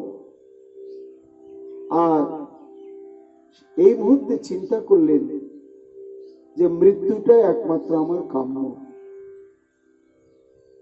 ওই বিরহ যখন ঘনীভূত হলো, লোচন দাস বলছেন, বিরহ হইল মূর্তি সর্পেরও আকারে। প্রিয়াজি তীব্র গৌর বিগ্রহ যেন সর্পের রূপ ধারণ করলেন। লক্ষ্মী ঠাকুরানী তাহা জানিল অন্তরে, গভীর রাত্রিতে শয়ন প্রকোষ্ঠে হা গৌর হা গৌর হা গৌর বলে কাঁদতে কাঁদতে, আর কাঁদতেও পাচ্ছেন না, কণ্ঠ শুকিয়ে গিয়েছে। সুতীব্র বিরহ। সম্মুখে দেখছেন একটা সর্প। প্রিয়াজি লক্ষ্মীপ্রিয়া ভাবলেন, জয় প্রভু, এই তো আমার একটা নিমিত্ত এসে গেল। এই সর্প নয়, এটি প্রভুর বিরহ এই সর্পরূপ ধারণ করে এসেছে। দংশী লেখো মহাসর্প লক্ষ্মীর চরণে, অস্তব্যস্ত হয়ে এসেছি গণে মনে মনে। তখন সেই সর্পটি লক্ষ্মীপ্রিয়ার চরণ দংশন করলেন। এই নিমিত্ত হয়ে গেল। বিষ্ণু লক্ষ্মীপ্রিয়া তো ভাবলেন মরণ ঋতু মম শ্যাম সমান, এটাই তো আমি চাইছিলাম। এর মধ্যেই শচী জানতে পেরেছে, বৌমা বৌমা কি হলো? এসে দেখছেন সর্পটা বেরিয়ে গেল, আর দংশনের চিহ্ন প্রিয়াজির চরণে। সর্বনাশ! দংশন জ্বালায় দেবী অথির হইল, শচী দেখি শচী দেবী মহা সংকটে পড়িল। ডাকিয়া আনিল ওঝা, ঝাড়ে নানা মন্ত্রে, জিজ্ঞাসা করিল নানা ঔষধের তন্ত্রে। অনেকে যত্ন কইল না লেউটায় বিষ, বড় ভয় পাইল শচী হইল বীরমিষ। নবদ্বীপ তখন তো বিখ্যাত স্থান, সেখানে বড় বড় কবিরাজ বা ওঝা বসবাস করে। সঙ্গে সঙ্গে শচীমা আমার ঈশানদেবকে পাঠিয়ে দিয়ে যারা অনুগত জন তাদেরকে সংবাদ দিয়ে সব বড় বড় ওঝাকে নিয়ে আসা করালো। কিছুই হলো না। প্রাপ্তিকাল দেখি সবে ছাড়িল যতনে, গঙ্গা জলে নামাইল হরি সমরণে। ক্রমে ক্রমে যখন নাভি শ্বাস উপস্থিত হয়ে গেল, তখন ওঝাও বললেন এটা এর নিশ্চিত মৃত্যু, পরমায়ু শেষ হয়ে গেছে, কাজে একে শত চেষ্টা করে আর বাঁচানো যাবে না। এই মুহূর্তে যাতে এই মৃত্যুটি সফল মৃত্যু হয় তারই ব্যবস্থা করা কর্তব্য। তার ব্যবস্থা কি? আমাদের তুলসী তলায় যেন প্রাণটা যায়। আর যারা গঙ্গাবাসী গঙ্গার তটে অবস্থান করেন তারা চান ওই গঙ্গাতে গিয়ে যেন গঙ্গার স্পর্শে প্রাণটা যায়। তাই প্রাপ্তিকাল দেখি সবে ছাড়িল যতনে, গঙ্গা জলে নামাইল হরি সমরণে। গলায় তুলসী দিল, গলায় তুলিয়া দিল তুলসীর দাম, চৌদিকে বৈষ্ণব সব লয় হরি নাম। লক্ষ্মী গেলা প্রভু স্থানে, না জানিল লোকে, পরম অদ্ভুত সবে দেখে পর থেকে। মহাপ্রভুর চরণ ধ্যান করতে করতে, অস্ফুট স্বরে মহাপ্রভুর নাম বলতে বলতে সেই গঙ্গা গর্ভে লক্ষ্মীপ্রিয়া মহাপ্রভুর সান্নিধ্য প্রাপ্ত হলেন। আর সেই সময় অদ্ভুত ঘটনা ঘটল। আকাশের পথে রথ আনিল গন্ধর্ব, হরি বলি দেহ ছাড়ি লক্ষ্মী গেলা স্বর্গ। সবাই দেখতে পেলেন অদ্ভুত একটি সমুজ্জ্বল স্বর্ণ রথ নেমে এলো, আর দেহটা পড়েই রয়েছে, কিন্তু জ্যোতির্ময় স্বরূপে দেবী সে রথে আরোহণ করে চললেন। লক্ষ্মী অংশে কোন শক্তি স্বর্গ পুরি গেল, দেখিয়া সকল লোক বিভল হইল। স্বর্গে তো ইনি তো মহাপ্রভু স্বরূপ শক্তি, বৈকুণ্ঠেশ্বরী, তো স্বর্গে যাচ্ছেন কেন? না, বৃন্দাবন দাস ঠাকুর বলছেন, লোচন দাস ঠাকুর বলছেন যে আমরা পরে মহাপ্রভুর মুখে সেটা জানবো যে লক্ষ্মী প্রিয়ার মধ্যে দুটি সত্তা ছিল। একটি তিনি সাক্ষাৎ লক্ষ্মী স্বরূপ, আর একটি স্বর্গের কোন দেবী। এই দুটি সত্তা একীভূত হয়ে মহাপ্রভু সেবায় নিযুক্ত হয়েছিলেন। কিন্তু সেই কাল পূর্ণ হওয়াতে যথাস্থানে ওই একই সত্তা থেকে যিনি দেবী তিনি স্বর্গে চলে গেলেন, আর লক্ষ্মী বৈকুণ্ঠে চলিয়া লক্ষ্মী আপন আলয়, পরম লক্ষ্মী যথা স্বর্গ লক্ষ্মীময়। এই যে দেবী রূপা স্বর্গে যিনি গেলেন কে, এটা মহাপ্রভু পরে সচিমাকে বলবেন, আমরা পরে জানতে পারবো। এইভাবে নিজ প্রতিকৃতি দেহ থুই পৃথিবীতে চলিলেন প্রভু পাশে অতি অলক্ষিতে।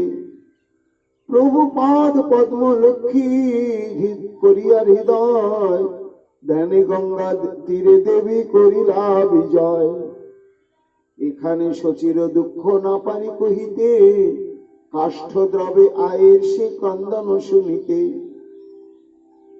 সে সকল দুঃখ রস না পারি বর্ণিতে, অতএব কিছু কহিলাম সূত্র মতে।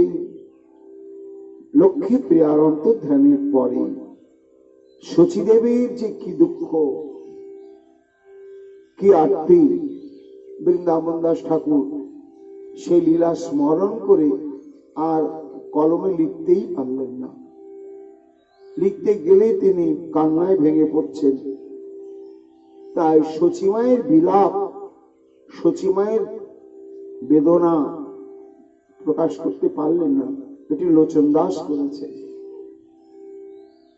তবে শচী দেবী হেতা কাঁদে দুঃখিতা, গুণ বিনাইয়া কাঁদে স্ত্রীগণ বেষ্টিতা।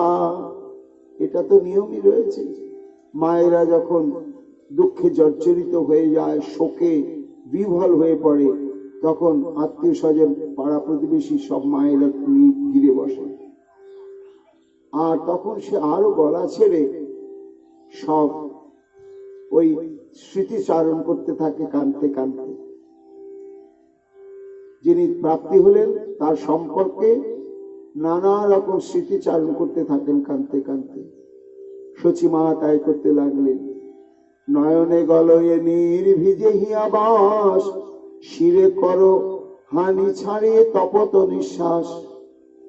সর্বগুণে ছিল লক্ষ্মী বধূ লক্ষ্মী সমান, নদিয়া নগরে নাহি দিবারে উপমা। কেমনে ঘরে রে যাব একেশ্বরী আমি, কি লাগিয়া মোরে দয়া পাশরিলা তুমি। দেব আরাধনা সহ্য থাকিল পড়িয়া, আমার শুশ্রূষা কেনে গেলে তো চারিয়া। শচীমা আক্ষেপ করতে লাগলো। এবার যখন অন্ত্যেষ্টি ক্রিয়া হয়ে গেল, ঘরে ফিরে যাবেন, পারছেন না। আর তো নিমায়ও নেই, একমাত্র বৌমা লক্ষ্মী প্রিয়াই ছিল, সব শেষ হয়ে গেল। আমি নিমায়ের অভাবটা লক্ষ্মী প্রিয়াকে পেয়ে যেন ভুলেছিলাম। এখন সেই বিগ্রহ, সেই ঠাকুর মন্দির দেবালয় কে আর তেমনি করে আলপনা দেবে, কি সাজাবে, আমার পরিচর্যায় কি করবে। আজি হইতে শূন্য হইল মোর গৃহবাস, বিবাহ করি বিশ্বম্ভর গেলা তো প্রবাস। আরে রে পাপিষ্ঠ সর্প,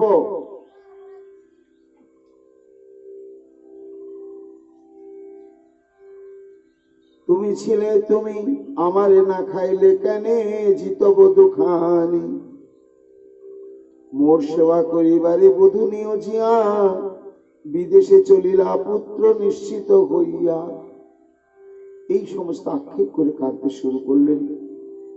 শচীদেবী সাধুগণ শুনি বড় হইল দুঃখিত, সবে আসি কার্য করিলেন যথোচিত।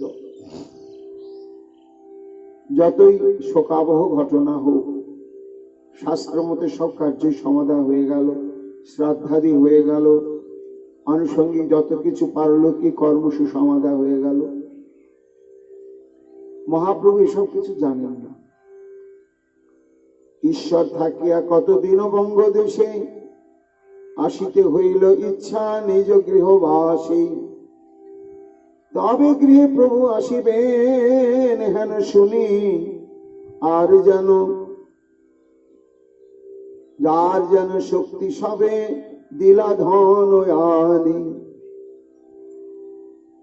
মহাপ্রভু চঞ্চল হয়ে উঠলেন নবদ্বীপে ফিরে আসার জন্য। নিজে বুঝতে পারছেন না, মনে ছিল যে আরো কিছুদিন অবস্থান করবেন, কিন্তু মন নবদ্বীপের প্রতি ভীষণ আকৃষ্ট হয়ে গেল। তাই ঘোষণা করলেন যে আমাকে নবদ্বীপে ফিরে যেতে হবে। তা প্রভু চলে যাবেন, এতদিন পড়ালেন আমাদেরকে, এবার তার গুরু দক্ষিণা তো কিছু দিতে হবে। তাই সমস্ত পড়ুয়াবৃন্দ, তারপরে ভক্তবৃন্দ নানা রকম দ্রব্য যার যেমন সামর্থ্য, সুবর্ণ রজত জল পাত্র দিব্যাসন, সুরঙ্গ কম্বল বহু প্রকার বসন, স্বর্ণ অলঙ্কার, সোনার বিভিন্ন ধরনের সামগ্রী, রূপোর বাসনপত্র ইত্যাদি ইত্যাদি, তারপরে তো কাঁসা পেতল তামা ইত্যাদি রয়েছে, মূল্যবান কম্বল, বস্ত্র, জলপাত্র, এই সমস্ত সবই সন্তোষে আনি দিলেন প্রভুরে। প্রভু সভা প্রতি কৃপাত উত্তম পদার্থ যত ছিল যার ঘরে, সবই সন্তোষে আনি দিলেন প্রভুরে। প্রভু সভা প্রতি কৃপা দৃষ্টি করি পরিগ্রহ করিলেন গৌরাঙ্গ শ্রী হরি। সাদরে মহাপ্রভু যার যেমন শ্রদ্ধা মাখা দান, কাউকে বঞ্চিত করলেন না, অত্যন্ত আনন্দের সঙ্গে গ্রহণ করলেন সব। সন্তোষে সবার স্থানে হইয়া বিদায়, নিজ গৃহে চলিলেন শ্রী গৌরাঙ্গ রায়। অনেক পড়ুয়া সব প্রভুর সহিতে চলিলেন প্রভু স্থানে তথায় পড়িতে। প্রভুর সঙ্গে অনেক ছাত্র চললেন, যে আবার আমরা নবদ্বীপে গিয়ে সবে ভর্তি হয়েছিলাম, চলে যাচ্ছেন প্রভু, আর তো এখানে আমরা পড়াশোনা করতে পারবো না, নবদ্বীপে চলে যাই, ওখানে গিয়ে আমরা পড়াশোনা সমাপ্ত করব। তারপরে এই যে দান দক্ষিণা যত কিছু পেলেন, এগুলো তো বয়ে নিয়ে যাওয়ার জন্য তো লোক চাই। স্বতঃস্ফূর্ত কিছু পূর্ববঙ্গীয় ভক্তগণ, তারাও সব ওগুলো বয়ে বয়ে মহাপ্রভুর নবদ্বীপের গৃহে পৌঁছে দেওয়ার জন্য মহাপ্রভুর সঙ্গে চললেন। এইভাবে যখন রওনা হয়েছেন, এমন সময় হেনয় সময়ে এক সুকৃতি ব্রাহ্মণ অতি সারগ্রাহী নাম মিশ্র তপন। সারগ্রাহী মানে অর্থাৎ সংসার, সার আর অসারের মিশ্রণ। সারও আছে আবার অসারও আছে। সার কি সংসারে? না, সংসারে হচ্ছে কৃষ্ণ ভজনটাই সার, কৃষ্ণ নামই সার, কৃষ্ণ সেবাই হচ্ছে সার। আর বাকি অর্থবিত্ত, বৈভব, বৃদ্ধি, লাভ, পূজা, প্রতিষ্ঠা ইত্যাদি ইত্যাদি যত কিছু কর্ম প্রচেষ্টা, সেটা শুভ হতে পারে, সবই অসার। তাই সার যে কৃষ্ণানুশীলন, কৃষ্ণ সেবা, এই যে ব্রাহ্মণের কথা বলছেন, তার নাম হচ্ছে তপন মিশ্র। ইনি পণ্ডিত বটেন, ইনি সেই সংসারকে অসার বুঝেছেন, সার বুঝেছেন কৃষ্ণ ভজন। তাই তার অন্তঃকরণে এসেছে জিজ্ঞাসা। সাধ্য সাধন তত্ত্ব নিরূপিতে নারে, হেন জন নাহি তথা জিজ্ঞাসিবে যারে। সাধ্য কি? কোন বস্তু পাওয়ার জন্য বা কাকে পাওয়ার জন্য আমাদের সাধন করতে হবে, এটা হচ্ছে সাধ্য। আর সেই সাধ্য বস্তুকে পেতে গেলে কোন সাধনকে, কোন সাধন পথকে অবলম্বন করতে হবে আমাদের। পথ তো বহু, জ্ঞান পথ, কর্মপথ, যোগ পথ, বহু রকম পথ রয়েছে।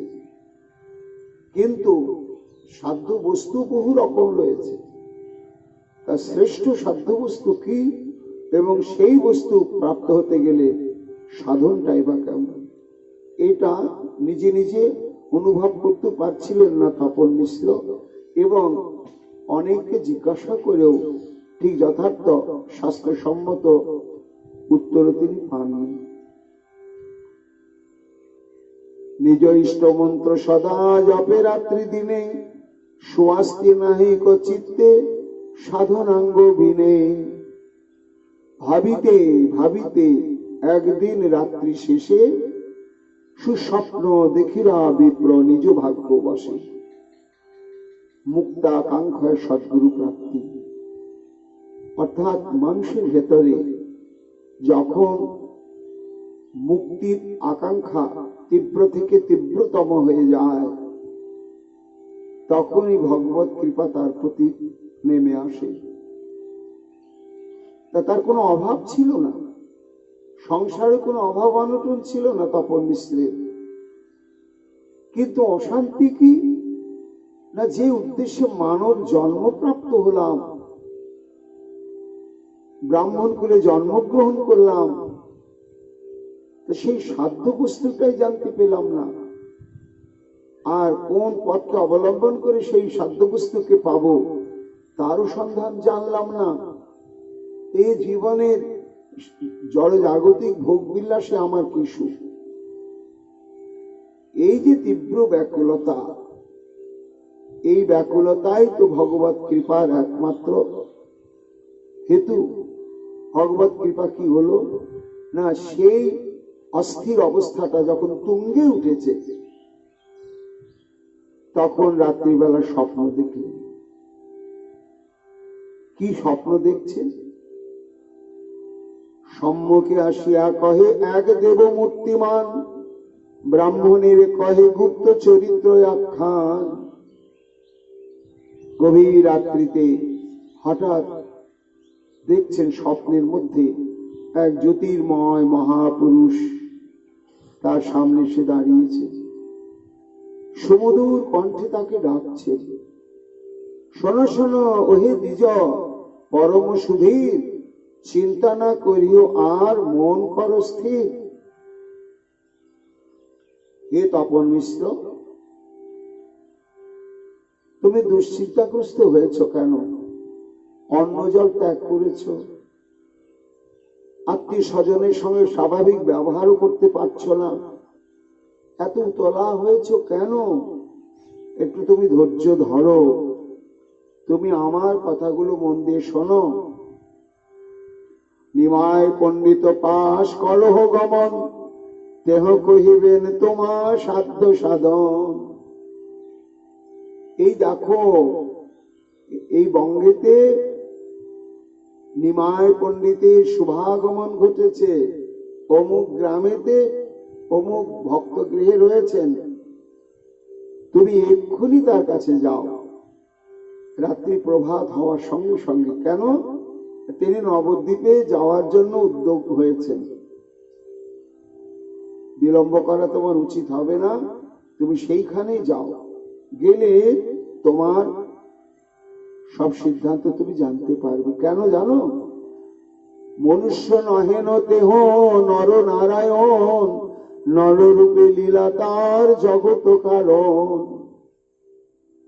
নিমায় পণ্ডিত, সবাই তাকে নিমায় পণ্ডিত রূপেই জানে, কিন্তু তপন মিশ্র সাক্ষাৎ নররূপে সে নারায়ণ।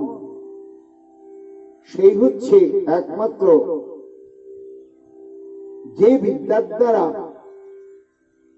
তাকে জানবার জন্য বিদ্যা অধ্যয়ন করতে হয়, তিনি সেই তত্ত্ববস্তু। তমেব বিদিত্বা অতি মৃত্যুমেতি,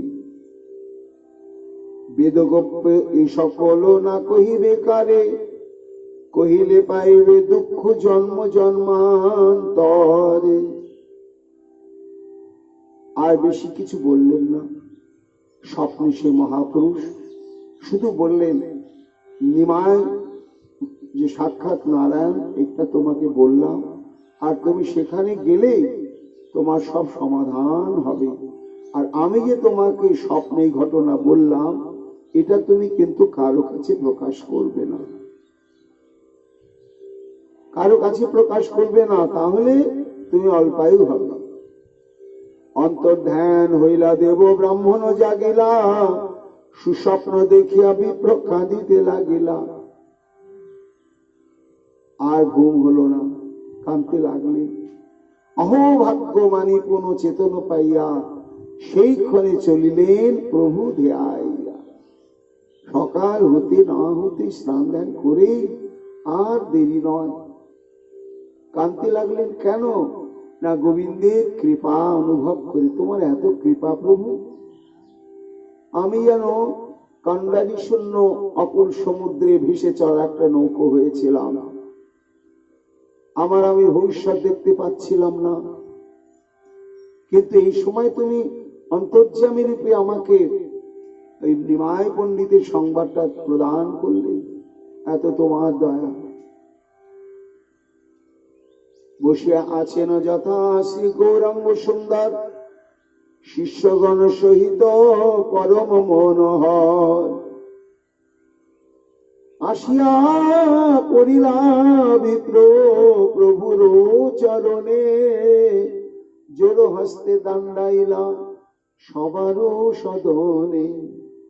বিপ্র বলে, আমি অতি দীনহীন জন, কৃপা দৃষ্টে কর মোর সংসার মোচন। আত্মসমর্পণ করলেন মহাপ্রভুর অভয় চরণার অরবিন্দে। হে প্রভু, তুমি চাও করুণা নয়নে, আমা হেন পতিতের পানে চাও করুণা নয়নে। আর আমাকে উদ্ধার করবার কেউ নেই প্রভু। সাধ্য সাধন তত্ত্ব কিছুই না জানি, কৃপা করি আমা প্রতি কহিবা আপনি। বিষয়াদি সূক্ষ্ম চিত্তে নাহি ভাই, কিসে জুড়াইবে প্রাণ কহ দয়াময়। কানতে কানতে বলছেন তপন মিশ্র, প্রভু সাংসারিক পরিস্থিতি আমার ভালো, কিন্তু আমার কাছে সেটি বিষাক্ত অগ্নিবৎ। আমি স্বাভাবিকভাবে সেটি গ্রহণ করতে পারছি না। কেন? না প্রতিটি মুহূর্ত আমার জীবনকে ব্যর্থ বলে মনে হচ্ছে। কেন না এই মুহূর্তে যদি মৃত্যু এসে যায়, তা আমি তো সঠিক পথে দাঁড়াতে পারলাম না। যদি সঠিক পথে আমি নিজেকে প্রতিষ্ঠিত করে মৃত্যুকে বরণ করতাম, তাহলেও তো আমার একটা আত্মতুষ্টি থাকতো প্রভু। এই জন্য আমি আদিষ্ট হয়েছি তোমার কাছে ছুটে এসেছি। দয়াল কৃপা করি আমার প্রতি কহিবা আপনি। প্রভু বলে, বিপ্র তোমার ভাগ্যের কি কথা, কৃষ্ণ ভজিবারে চাও সেই সে সর্বথা। মহাপ্রভু বললেন, কত সৌভাগ্য। লক্ষ লক্ষ কোটি কোটি মানুষের মধ্যে অন্তরে জাগে যে কৃষ্ণ ভজনের জন্য জন্মগ্রহণ করেছি, সেই কৃষ্ণ ভজনের সঠিক পথটি আমাকে পেতে হবে। আর এই পথ পাওয়ার জন্য তার কাছে ঘুম, আনন্দ, ফুর্তি, বিত্ত, বৈভব, দৈহিক সুখ সবই বিষাক্ত বলে মনে হয়। এই যে অবস্থা, এটি কোটি কোটি জন্মের স্বীকৃতি না থাকলে এই সংসারের প্রতি কারো ঘৃণা, সংসার যে জ্বালাময়, এটা অনুভব হয় না। তোমার হয়েছে বিপ্র, এই জন্য তুমি মহাভাগ্যবান। ঈশ্বর ভজন অতি দুর্গময় অপার, যুগ ধর্ম স্থাপিয়াছে করি পরচার। তা তুমি যে সাধ্য সাধন তত্ত্বটা জানতে চাইছো, বড় কঠিন পথ। তা যতই কঠিন হোক, শোনো, 4টি যুগ, আর 4টি যুগের জন্য কৃপাময় ভগবান 4 প্রকার যুগ ধর্ম ঘোষণা করেছেন। আর শুধু ঘোষণা করেই তিনি ক্ষান্ত হননি, 4টি যুগেই তিনি অবতীর্ণ হয়ে এই যুগ ধর্মকে নিজেই প্রবর্তন করে জীবের উদ্ধার সাধন করে থাকেন। আবার তিনি চলে যান। নিজের এই সাধুদের জন্যই, যদি বলো তার প্রমাণ শ্রীমুখে গীতায় বললেন ভগবান, পরিত্রাণায় সাধুনাং বিনাশায় চ দুষ্কৃতাম ধর্ম সংস্থাপনার্থায় সম্ভবামি যুগে যুগে। অর্জুন, আমি প্রত্যেকটি যুগে সাধুদের পরিত্রাণ, দুষ্কৃতিকারীদের বিনাশ এবং ধর্ম সংস্থাপন অর্থাৎ যুগ ধর্ম প্রবর্তন করবার জন্য আমি জন্ম পরিগ্রহ করি, আর সেটি ব্যবস্থা করে আবার আমি চলে যাই। এই আমার আবির্ভাব লীলা প্রতি যুগে যুগেই হয়। মহাপ্রভু বলছেন, শোনো তপন মিশ্র, এই যে 4 যুগে ভগবান আসেন তার পরিচয়টাও শাস্ত্র বলে দিয়েছে ভাগবতে।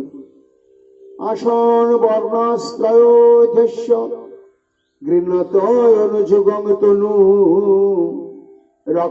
শুক্ল রক্তস্তথাপিত ইদানীং কৃষ্ণতাং গতা।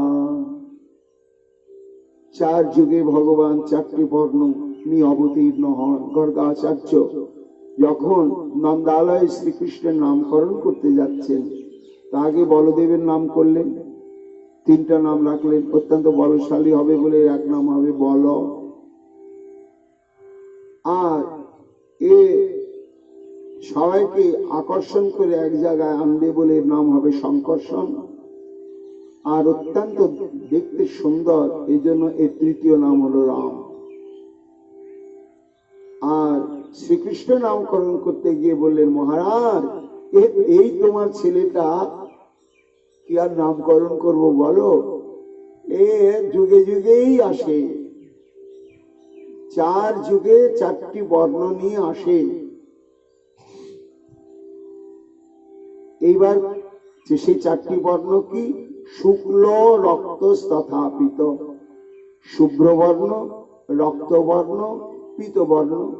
আর এবার দাপর যুগে এই দেখো কালো মিশমিশে কৃষ্ণ হয়ে এসেছে। তাহলে ভগবানের 4টি বর্ণের সংবাদ আমরা জানলাম। মহাপ্রভু খুলে বলছেন না যে পীতবর্ণ ভগবানই আমি সেই, সেটি তো আড়ালেই রয়েছে। শুধু এটা জানালে যে তুমি চিন্তা করো না, ভগবান কৃপাময় এই সাধ্য বস্তু পাওয়ার যে সাধন পথ সেটি প্রবর্তন করবার জন্য 4 যুগেই ভগবান 4 বর্ণে অবতীর্ণ হন। অর্থাৎ ওটা গুচ্ছি গোপনে থেকে গেল, আমি পীতবর্ণ ভগবান আমি অবতীর্ণ হয়েছি, এটা প্রকাশে বললেন না। তা 4টি যুগের ধর্মটা কি?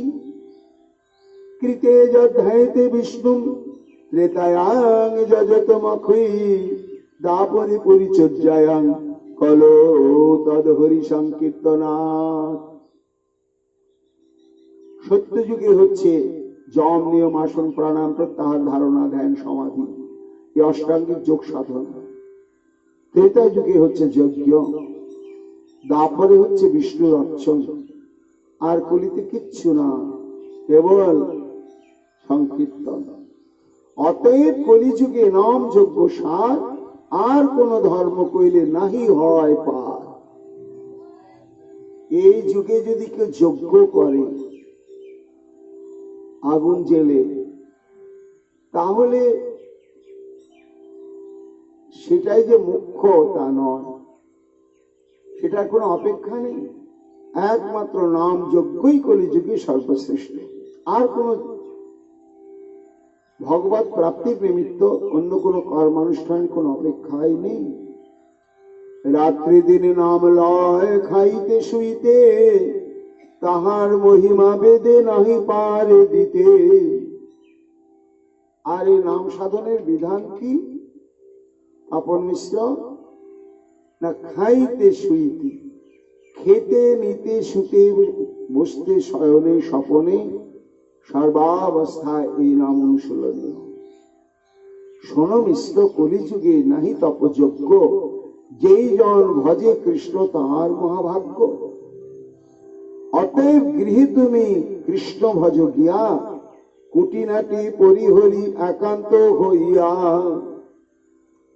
এই কলিযুগের যুগধর্ম নাম সংকীর্তন। এই নাম সংকীর্তনকে আশ্রয় করেই তোমাকে সাধ্য বস্তু পেতে হবে। আর এতে তুমি কুটিনাটি ত্যাগ করো। কুটিনাটি কি? না, মহাপ্রভু তপন মিশ্রকে কুটিনাটি শব্দটা বললেন। আবার পরবর্তীতে আমরা দেখব যখন রূপ গোস্বামী পাদকে শিক্ষা দিচ্ছেন তখন এই কুটিনাটি শব্দটা তুলেছেন। ভক্তিলতার সম্পর্কে যখন বলতে বলতে বলছেন, কিন্তু যদি লতার সঙ্গে ওঠে উপশাখা, ভক্তি মুক্তি বাঞ্ছা যত অসংখ্য তার লেখা, নিষিদ্ধাচার কুটিনাটি জীব হিংসন, লাভ পূজা প্রতিষ্ঠা দিয়ে যত উপশাখা গণ। এই কুটিনাটি জিনিসটা হচ্ছে দুটো।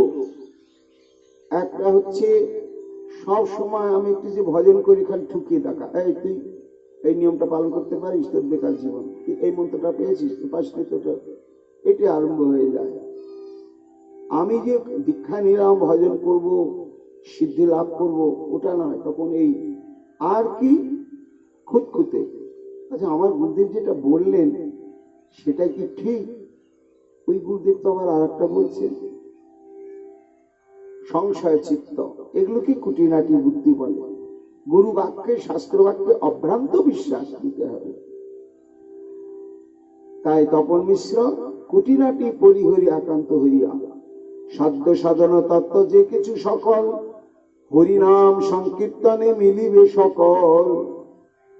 সাধ্য সাধন সম্পর্কে যে তুমি জানতে চাইছো, সেটা এই নাম সংকীর্তন করতে থাকলে নামের কৃপাতে তোমার অন্তরে সেটা স্ফূর্তি প্রাপ্ত হবেই হবে। এই জন্য শোনো, শাস্ত্র কি বলেছে? হরের নাম হরের নাম, হরের নামৈব কেবলম, কালো নাস্তেব নাস্তেব নাস্তেব গতিরন্যথা।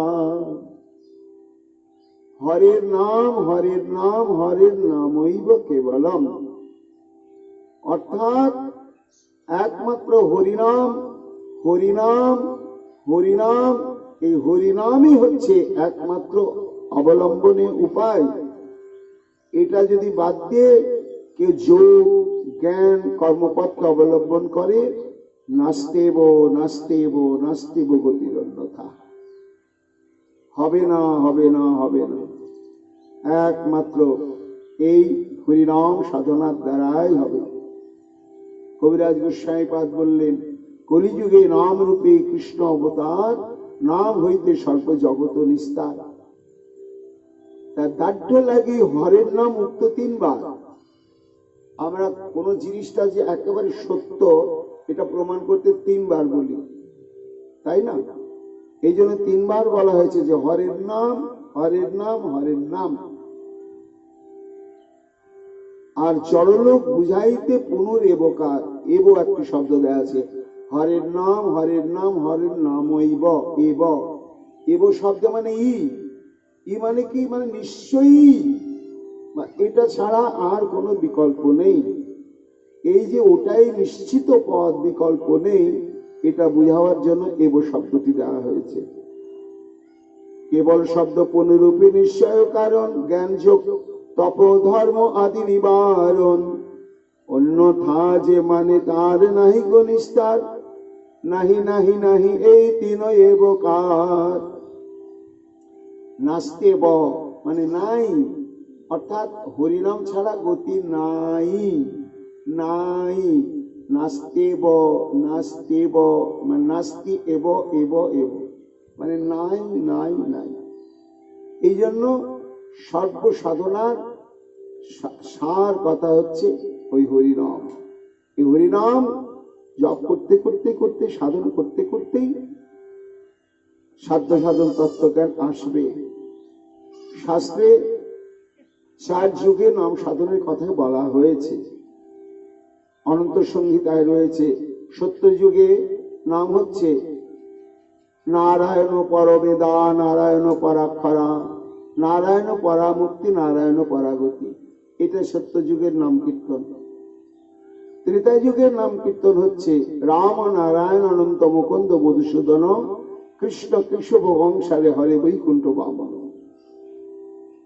এটা ত্রেতা যুগের নাম সংকীর্তন। আর দ্বাপর যুগে হরে মুরারে মধু কৈট ভারে, গোপাল গোবিন্দ মুকুন্দ সৌরে যজ্ঞেশ নারায়ণ কৃষ্ণ বিষ্ণু নিরাশ্রয় মাং জগদীশ রক্ষ। এই নাম কীর্তন ত্রেতা যুগে। আর কলিযুগে হরে কৃষ্ণ কৃষ্ণ কৃষ্ণ হরে হরে, হরে রাম রাম রাম হরে হরে।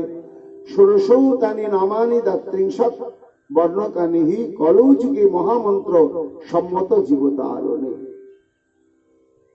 4 যুগের মধ্যে 3 যুগে যে নাম আছে, 3 যুগের নাম সাধনটা হচ্ছে আনুষঙ্গিক। সত্য হচ্ছে ধ্যানই হচ্ছে মূল, আনুষঙ্গিক হচ্ছে সত্য যুগের নাম। ত্রেতাতে যজ্ঞই হচ্ছে মূল, আনুষঙ্গিক ভজন পথ হচ্ছে হরিনাম। আর কলিতে সবই মূল্যহীন, পরিপূর্ণাঙ্গ রূপেই একমাত্র হরির নামই আমাদের ভজনীয়। এবার হরিনাম বলতে কোনটা বুঝাবো? নাম নামকারী বহুদা নিজ শক্তি স্তত্রার্পিতা নিয়মিত স্মরণ না কালো এতাদৃশী তব কৃপা ভগবান মমা বিদুর্দৈব। তার নাম তো অনেক, আর বর্তমান সমাজে এই নিয়ে একটা মাঝে মাঝে সমালোচনার ঝড় ওঠে। কেউ বলে হরে কৃষ্ণ মহামন্ত্র নাম উচ্চস্বরে করা যাবে না, আবার কেউ বলে না করা যাবে। তা হরিনাম বলতে এখানে এই 16 নাম 32 অক্ষরকেই বোঝানো হচ্ছে। এই নাম সাধনার দ্বারাই জীবের নিস্তার হবে। মহাপ্রভু নিজেই তপন মিশ্রকে বলছেন, এই শ্লোক নাম বলি লয় মহামন্ত্র, 16 নাম 32 অক্ষর এই তন্ত্র। সাধিতে সাধিতে যাবে প্রেমাঙ্কুর হবে, সাধ্য সাধন তত্ত্ব আপনি জানিবে। প্রভু শ্রীমুখে শিক্ষা শুনিবি প্রবর, পুনঃ পুনঃ প্রণাম করে বহুতর। মিশ্র কহে আজ্ঞা হয় আমি সঙ্গে আসি, প্রভু কহে তুমি শীঘ্র যাও বারাণসী। তপন মিশ্র বললেন, প্রভু তাহলে আর কেন, এইবার আমি সব ছেড়ে ছেড়ে তোমার সঙ্গে চলি। মহাপ্রভু বললেন, না না না না না, আমি নবদ্বীপে এখন যাচ্ছি, আর তুমি চলে যাও কাশী ধামে।